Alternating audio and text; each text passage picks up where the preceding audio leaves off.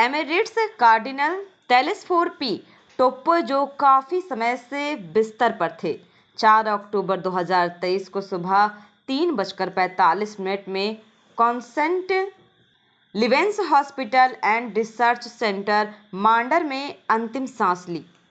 Cardinal 23 मार्च 2023 से बीमार चल रहे थे। वे गुमला चैनपुर के बरवे गांव के निवासी थे। यह वही अस्पताल है जो अंतिम सांसें गिन रहा था। उसे पुनः पुनर्जीवित कर ग्रामीण क्षेत्र में बेहतर इलाज के लोगों के लिए इन्होंने ही पुनर्स्थापित कराया था। कार्डिनल की उम्र लगभग 84 साल थी। अंतिम संस्कार का समय कल बैठक के बाद तय होगा कि रांची में कब किया जाएगा। उनके अंतिम संस्कार में देश के विभिन्न क्षेत्रों से लोगों के पहुंचने पर काफ़ी भीड़ की संभावना है। कार्डिनल 23 मार्च 2023 से बीमार चल रहे थे। वे गुमला चैनपुर के बरवे गांव के निवासी थे। उनकी मौत कॉन्स्टेंट लिवेंस अस्पताल मांडर में कई महीनों से इलाज के बाद आज हुआ। मसीही समुदाय में शोक की लहर फैल गई है। कॉन्स्टेंट लिवेंस अस्पताल सभागार में आर्च बिशप फेलिक्स टोप्पो ने अस्पताल परिवार एवं मसीही समुदाय के लोगों के साथ उनकी आत्मा की शांति के लिए प्रेयर किया।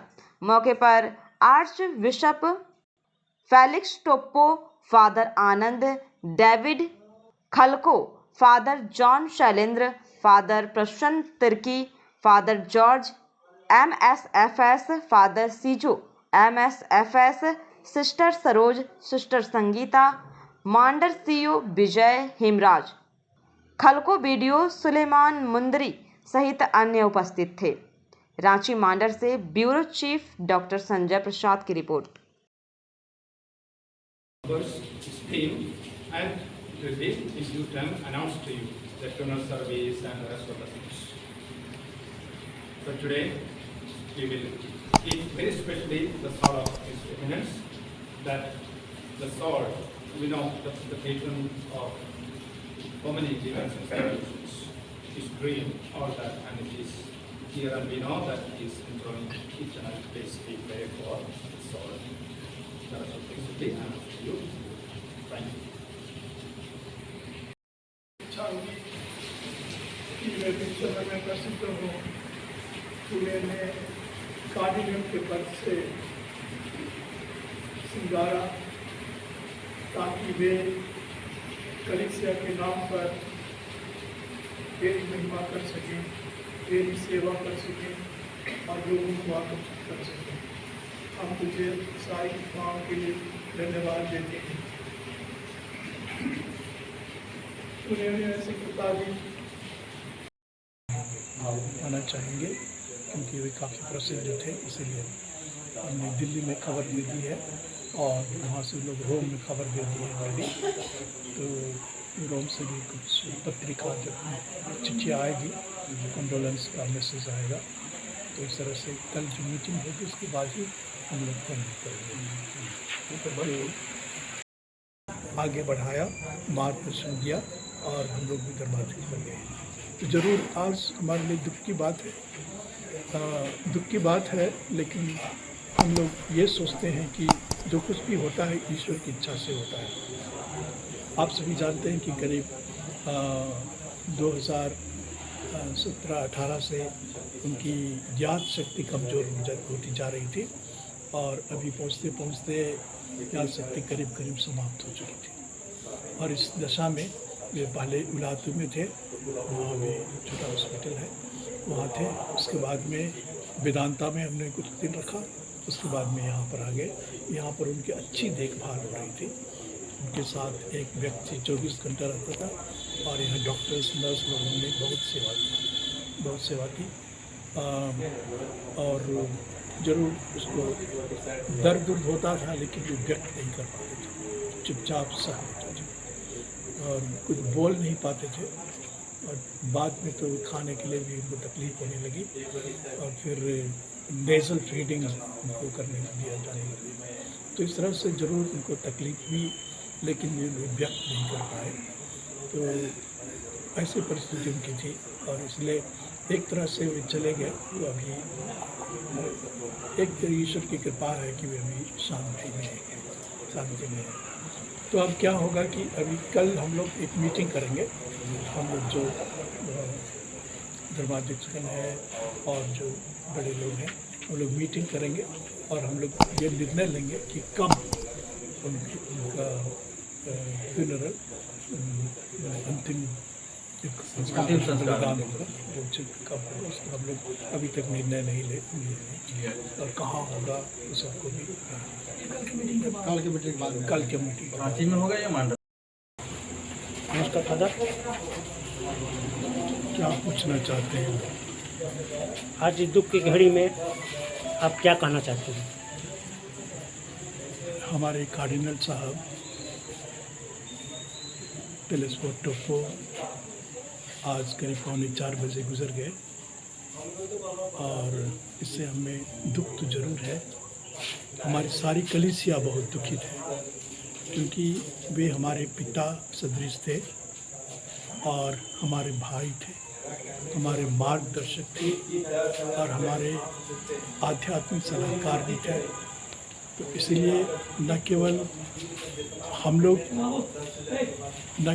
लोग जो उनके साथ हैं, बल्कि सारी कलीसिया एक तरह से आहत है और हम इस बात को भी सब तरफ फैला चुके हैं और बहुत जगह से हमें समाचार मिल रहे हैं और इसलिए हम लोग उसकी तैयारी कर रहे हैं। तो कार्डिनल के बारे में आप जानते हैं कि वो एक महान हस्ती थे, एक विद्यार्थी के रूप में उन्होंने रोम में अध्ययन किया था और फिर बहुत सारी भाषाएं उसने सीखी थी और फिर वे पुरोहित बनकर जहाँ हमारा पुरोहितों का प्रशिक्षण होता है उसके डायरेक्टर रहे थे और उन्होंने बहुत काम किया कलीसिया के लिए। उसके बाद वे बिशप चुने गए, बहुत ही कम उम्र में वे बिशप चुने गए थे और फिर धर्माध्यक्ष चुने गए। धर्माध्यक्ष के नाम पर पहले उन्होंने दुमका में काम किया, फिर दुमका से आर्च बिशप के रूप में वे रांची आए और यहाँ पर भी उन्होंने बहुत काम किए। उनका मान सम्मान सदा होता रहता था, न केवल ख्रिस्तीय भाई बहनों के साथ बल्कि अन्य धर्मों के साथ भी उसका अच्छा संबंध था। वे हिंदू हो चाहे मुसलमान हो, बहुत सारी संस्थाएं उनके पास आती थी, उनसे मिलती थी। वे लोक सेवा दल के सदस्य थे, तो ऐसा वे थे। तो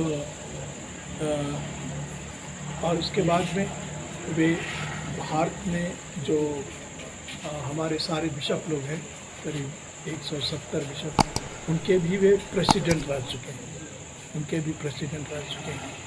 CBCI के CCBI के 2 प्रकार के उनके भी प्रेसिडेंट रह चुके हैं और वे इसीलिए काफ़ी प्रसिद्ध थे।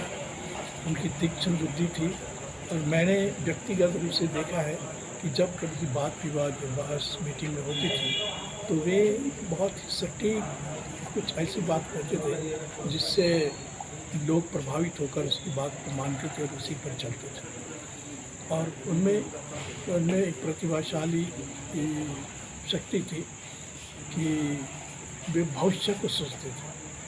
ये जो मांडर अस्पताल है उन्हीं की देन है, अर्थात उन्हीं के मन में ऐसा आया कि जैसे हमारी कलीसिया के बहुत प्रसिद्ध अस्पताल है सेंट जॉन्स बेंगलोर में, तो वैसे ही वे इधर भी खोलना चाहते थे नॉर्थ इंडिया में और फिर इसी जगह को चुना गया।